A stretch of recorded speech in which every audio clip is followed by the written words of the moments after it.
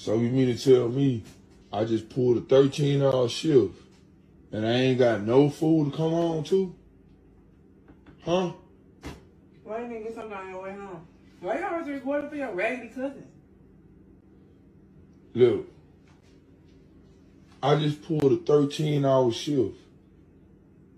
You being my wife, I pay all the bills in here. All the dishes clean, your clothes clean.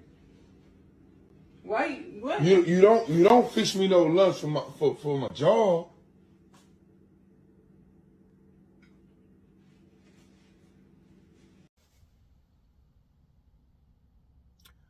One person has gotten comfortable, the other one has gotten heartbroken.